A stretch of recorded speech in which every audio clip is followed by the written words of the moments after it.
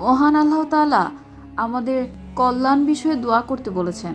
সে সম্পর্কে সূরা বাকারার 200 থেকে 202 নং আয়াতে যা বলা হয়েছে, অতঃপর তোমরা যখন তোমাদের হজের অনুষ্ঠানাদি সমাপ্ত করবে তখন আল্লাহকে স্মরণ করো, যেমন করে তোমরা তোমাদের পিতৃপুরুষদের স্মরণ করো, বরং তার চেয়ে বেশি করে স্মরণ করো। আর মানুষের মধ্যে এমন কিছু লোকও আছে যারা বলে, হে আমার প্রতিপালক, আমাদের দুনিয়াতেই দাও, এবং এ ধরনের লোকের জন্য আখিরাতে কোনো অংশই থাকবে না। আবার কেউ বলে, হে আমার প্রতিপালক, আমাদের দুনিয়াতে কল্যাণ করো ও আখিরাতেও কল্যাণ করো, এবং আগুনের শাস্তি থেকে আমাদেরকে রক্ষা করো।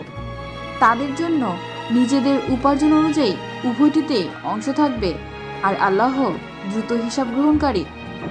এখানে যে দোয়াটির কথা বলা হয়েছে সেটি মূলত আমরা আরবিতে করে থাকি, রাব্বানা আতিনা ফিদ দুনিয়া হাসানাত ওয়া ফিল আখিরাতি হাসানাত ওয়া কিনা আযাবান্নার।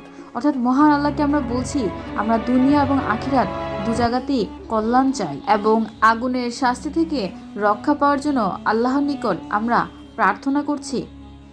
মূলত আল্লাহ তাআলা বারবার বলছেন, তোমরা দোয়া করো এমনভাবে যেন তা তোমার অনন্তকালের জীবনে কাজে আসে।